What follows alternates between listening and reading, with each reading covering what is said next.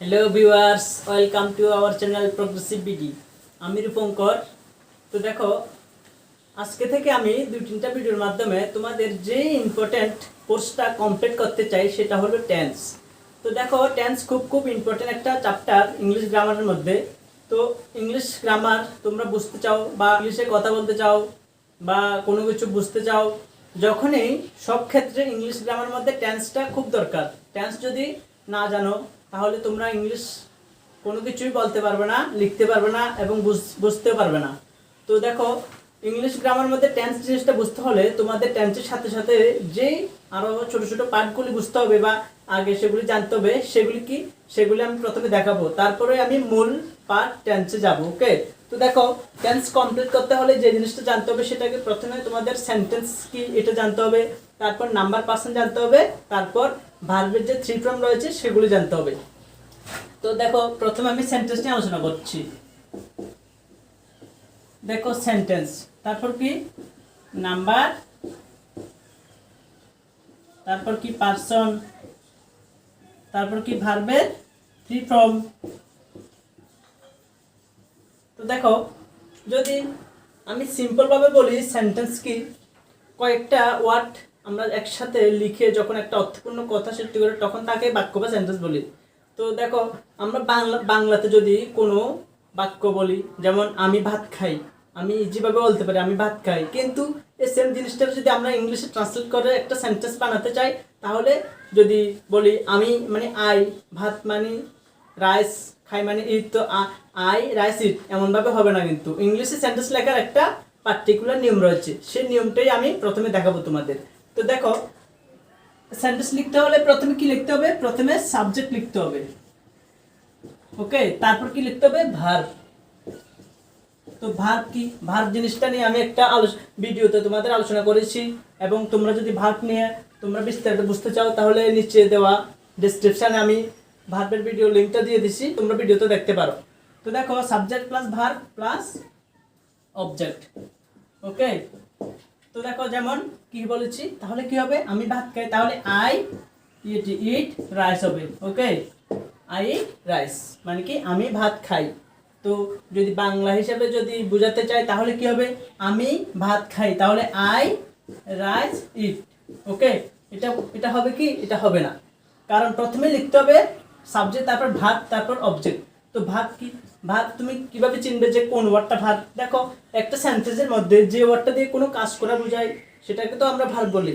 তো আই মানে কি সাবজেক্ট আমি, ভাত মানে অবজেক্ট, আর খাই, খাওয়াটা একটু পরিশ্রম বা কাজ, তাহলে খাইতে হবে ভার্ব। বুঝেছ?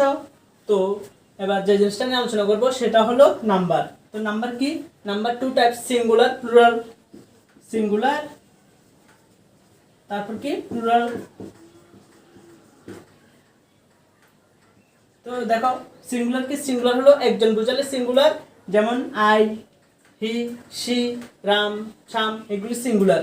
আর প্লুরাল কি? প্লুরাল হলো একের থেকে বেশি, যেমন কি উই, দে। আর সিঙ্গুলার এক্সাম্পল কি? যেমন আই, হি, এক্সেট্রা। ওকে, তো দেখো, এবার আমি যে জিনিসটা তোমাদের আলোচনা করবো সেটা হলো কি পার্সন। Person 3 types. ওকে, সেটা কি? ফার্স্ট পার্সন, সেকেন্ড পার্সন, আর কি থার্ড পার্সন। ফার্স্ট পার্সন কি রয়েছে? ফার্স্ট পার্সনের মধ্যে রয়েছে আই, উই মানে আমি বা আমরা। আমি বা আমরা হলো ফার্স্ট পার্সন, আই, উই। আর সেকেন্ড পার্সন কি? সেকেন্ড পার্সন হলো ইউ। ওকে, ইউ বা ইউ, বুঝেছ? আর থার্ড পার্সন কি রয়েছে? ফার্স্ট পার্সন সেকেন্ড পার্সন বাদ দিয়ে বাকি যতগুলি সাবজেক্ট রয়েছে সবগুলি হলো থার্ড পার্সন, যেমন কি হি, সি, দে বা রাম বা অন্য সব কিছু। বুঝেছ? সবগুলি হলো থার্ড পার্সন। তো এবার কি ভার্বের 3 ফর্ম নিয়ে আমি কিছু বলি। দেখো, ইংলিশ গ্রামারের মধ্যে ভার্বের 3 ফর্মের ভূমিকা, রোল অনেক গুরুত্বপূর্ণ, অনেক জায়গায় রয়েছে। তোমরা যখন ভয়েস চেঞ্জ করবে তখনই যখন যে টেন্সের যে ফর্মে থাকুক ভার্বগুলি, তোমাদের V3 মানে কি পাস্ট পার্টিসিপেল ফর্মে তোমাদের লিখতে হয়। অ্যাক্টিভ থেকে যখন প্যাসিভ ভয়েস করবে তখন ভার্বের 3 ফর্ম গুরুত্ব রয়েছে। এবং টেন্সে যদি বলি, টেন্সের মধ্যে যেমন অনেক জায়গায় অনেক ভার্বের 3 ফর্মগুলি ব্যবহৃত হয়। যেমন পাস্ট টেন্সে সিম্পল পাস্টে ভার্বের সেকেন্ড ফর্ম ব্যবহৃত হয়, past form V two form. আর যদি বলি সিম্পল প্রেজেন্ট টেন্সে ভি ওয়ান ব্যবহৃত হয়, ভি ওয়ান ফর্ম।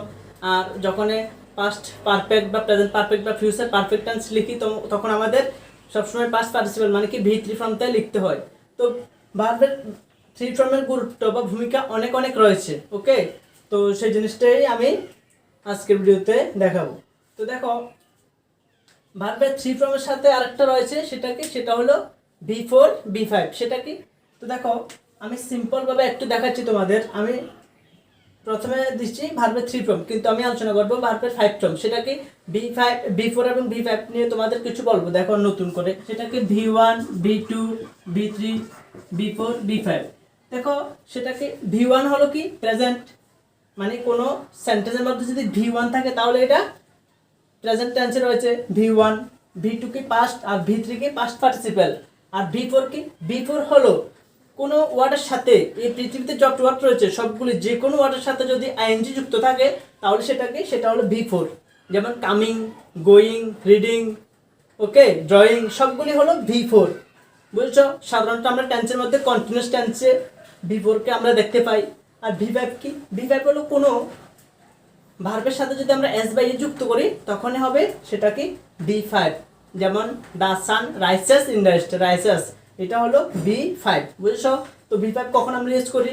সাধারণত সিম্পল প্রেজেন্ট টেন্সে আমরা যখন সাবজেক্ট যদি থার্ড পারসন সিঙ্গুলার হয় তখনই আমরা বি5 এ ইউজ করি। তো থার্ড পারসন সিঙ্গুলার কি? যেমন হি, শি, রাম, শাম, এগুলি সব হলো থার্ড পারসন সিঙ্গুলার এক্সাম্পল। তো কোনো সাবজেক্ট, কোনো সেন্টেন্সের মধ্যে সাবজেক্ট যদি হি, শি বা রাম, শাম এগুলি থাকে তাহলে এগুলির পরে আমরা যেই ভার্বটা লিখি সেগুলির সাথে আমাদের কি লিখতে হয়? সেগুলির সাথে আমাদের বি5 ভার্ব ইউজ করতে হয়। বুঝেছো? তো দেখো, এবার আমি তোমাদের যে জিনিসটি আলোচনা করব সেটা হলো টেন্স। তো আশা করি বুঝতে পেরেছো এগুলি সবগুলি। এগুলি না জানলে তোমরা টেন্স কোনো কিছু বুঝতে পারবে না, কারণ টেন্সের নিয়ম যদি বুঝতে হয় তোমাদের এই 4-5টা টপিক তোমাদের আগে জানতে হবে, তারপরে টেন্সের নিয়ম বুঝলে টেন্স বুঝতে পারবে। তো দেখো, টেন্সের উপর আমি এত গুরুত্ব দিচ্ছি কেন? কারণ তোমরা আশা করি যদি এনসিইআরটি সিলেবাসের মধ্যে যদি দেখি আমরা বিশেষ করে ক্লাস 9 এবং 10 এর মধ্যে যে কোশ্চেন প্যাটার্নে কোশ্চেনগুলি আসে সেগুলি বিশেষত tense, voice change, okay, tense, voice change, preposition, article, preposition, determiners, তো এগুলির উপর ডিপেন্ড করেই হয়। তো যেমন কি আসে, যেমন ফিল ইন দ্য ব্ল্যাঙ্কস আসে। তো আমি মনে করি কোনো পার্টিকুলার টপিক থেকে যদি 200-300 যদি fill in the blank solve করি তাহলে কোনো কোশ্চেনই আর আনকমন থাকবে না। তো আমি প্রথমে সবগুলি ভিডিও, একটার পর একটা ভিডিওর মাধ্যমে সবগুলি টপিক নিয়ে আমি প্রথমে আলোচনা করব।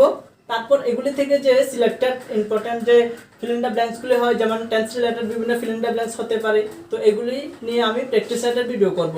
তো তোমরা যদি চ্যানেলের সাথে থাকো, আমাদের সাথে থাকো, অবশ্যই তোমাদের পরীক্ষার মধ্যে কোনো কোশ্চেন তোমাদের আনসার করতে অসুবিধা হবে না।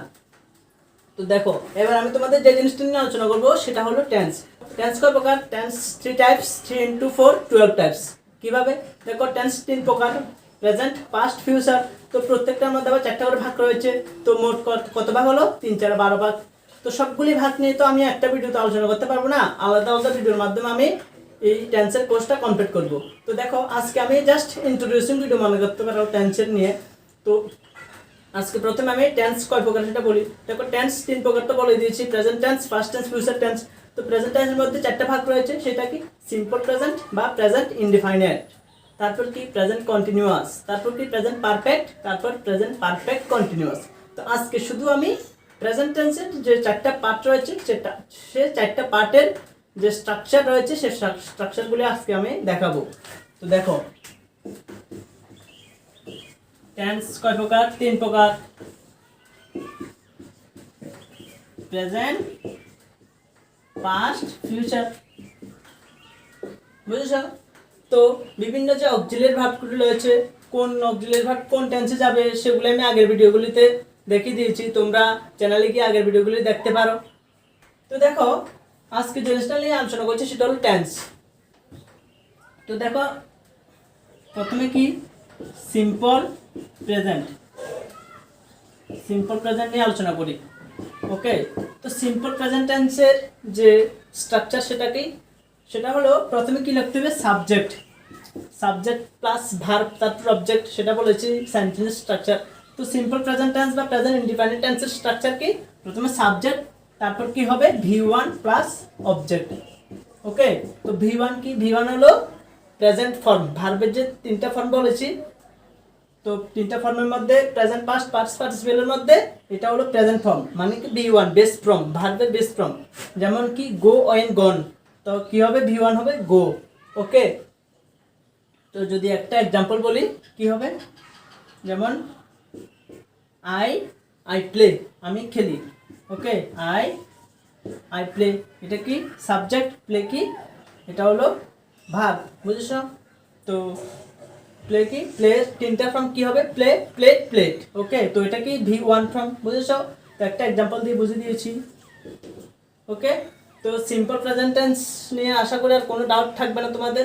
কোনো সেন্টেন্সের মধ্যে যদি তোমরা যদি দেখতে পাও যে কিভাবে চিনবে, আরেকটা যে জিনিসটা বলি, একটা সেন্টেন্স সিম্পল প্রেজেন্ট টেন্সে রয়েছে, এটা কিভাবে চিনবে, দেখো কোনো সেন্টেন্সের মধ্যে যদি তোমরা যদি দেখতে পাও যে subject plus verb plus object রয়েছে এবং ওই ভার্বটা ওই সেন্টেন্সের মধ্যে ওই ভার্বটা যদি V1 ফর্মে থাকে, মানে কি বেস ফর্মে থাকে, তাহলে তোমরা অবশ্যই বলে দিতে পারবে সেন্টেন্সটা সিম্পল প্রেজেন্ট টেন্স বা প্রেজেন্ট ইন্ডিপেন্ডেন্ট টেন্সে রয়েছে, বুঝেছো?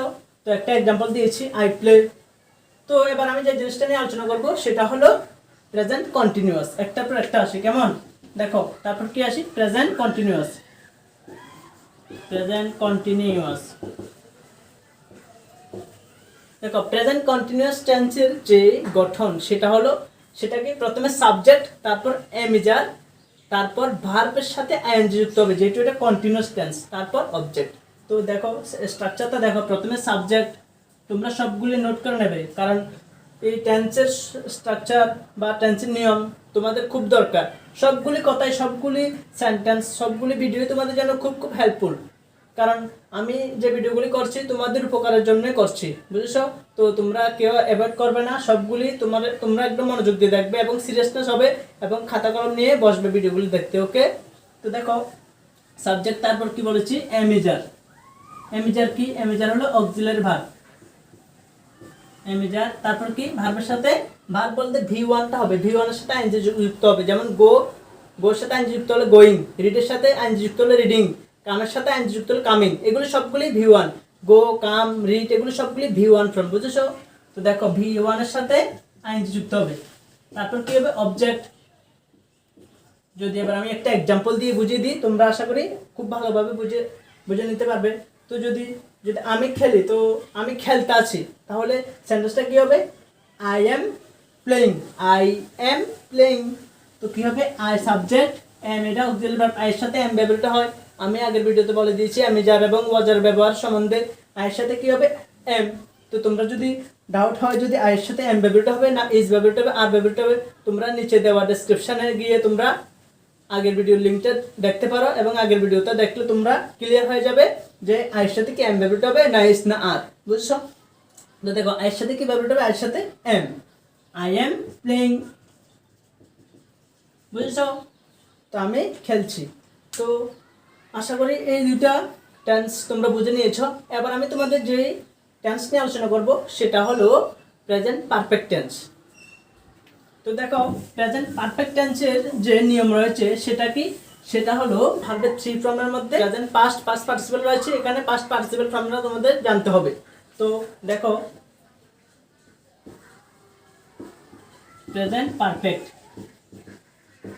তো স্ট্রাকচার কি, সেটা হলো প্রথমে সাবজেক্ট লিখতে হবে, তারপর কি হ্যাভ বা হ্যাজ, হ্যাভ বা হ্যাজ লিখতে হবে, তারপর কি তোমরা যে ভার্ব লিখবে সেটা সবসময় V3 ফর্মে লিখতে হবে, V3, তারপর কি, তারপর অবজেক্ট।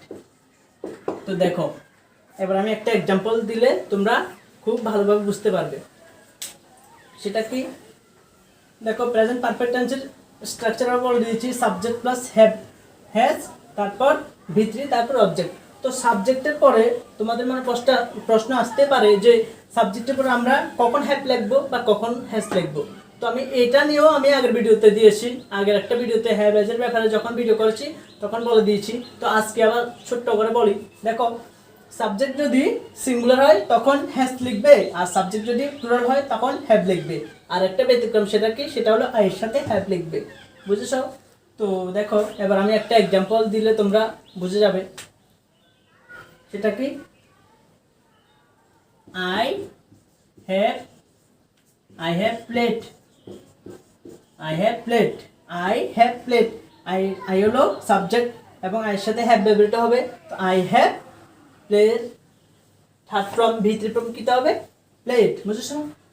তো আশা করি প্রেজেন্ট পারফেক্টটা বুঝে নিয়েছো। এবার আমি তোমাদের যে জিনিসটা নিয়ে আলোচনা করব সেটা হলো present perfect continuous tense. Present টেন্সের মধ্যে 4 নাম্বার টেন্সটা। তো দেখো 4 নাম্বার টেন্সের যে স্ট্রাকচার সেটা কি, প্রেজেন্ট পারফেক্ট কন্টিনিউয়াস টেন্স। তো এবার স্ট্রাকচার কি বলেছি, সেটা হলো প্রথমে কি হবে, সাবজেক্ট, তারপর কি, সাবজেক্ট, তারপর হ্যাভ বিন বা হ্যাজ বিন, হ্যাভ বিন বা হ্যাজ বিন,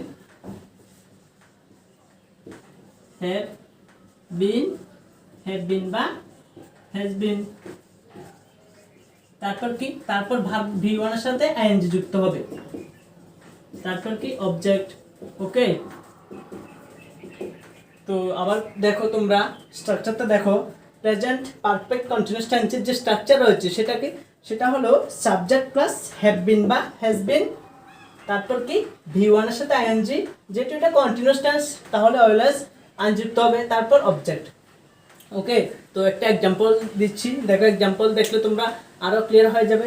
এক্সাম্পল কি, সেটা হলো I have been playing, I have been playing কি হবে, I have been playing. Okay, I have been playing, তোমরা খেলছো, কি খেলছো, বা I have been playing cricket, যেটাই হোক। বুঝেছো? তো আশা করি তোমরা বুঝতে পেরেছো আজকের ভিডিওতে আমি কি নিয়ে আলোচনা করেছি। আজকের ভিডিওতে টেন্সের আমি শুধু প্রেজেন্ট টেন্সের যে 4টা পার্ট রয়েছে এই 4টা পার্ট নিয়ে আলোচনা করেছি, এবং পরবর্তী ভিডিওতে নেক্সট ভিডিওতে আমি পাস্ট টেন্সের যে 4টা পার্ট রয়েছে সেই 4টা পার্ট নিয়ে আলোচনা করব, তারপর ফিউচার টেন্সের 4টা পার্ট নিয়ে আলোচনা করবো। বুঝেছো? তো আশা করি নেক্সট ভিডিওটাও তোমাদের জন্য খুব ইম্পর্টেন্ট যদি টেন্স বুঝতে চাও, এবং তোমরা যদি সত্যিকার যদি মন থেকে যদি ভিডিওটা দেখে থাকো তাহলে অবশ্যই এই সবগুলি নোট করে নেবে এবং বাড়ির মধ্যে প্র্যাকটিস করবে। বুঝেছো? তোমাদের যদি ভিডিওটা ভালো লাগে, বা সবগুলি ভিডিওর কথাই বলি, যদি ভিডিওগুলি ভালো লাগে তোমরা অবশ্যই কমেন্ট করবে, কারণ তোমাদের কমেন্ট পেলেই আমি বুঝতে পারবো যে না তোমরা আমাদের সাথে আছো বা আমার ভিডিওর সাথে থাকো। বুঝেছো? তো অবশ্যই তোমরা কমেন্ট করবে। তো আবার দেখা হবে পরের ভিডিওতে। সবাই ভালো থাকবে, সুস্থ থাকবে, আবার দেখা হবে।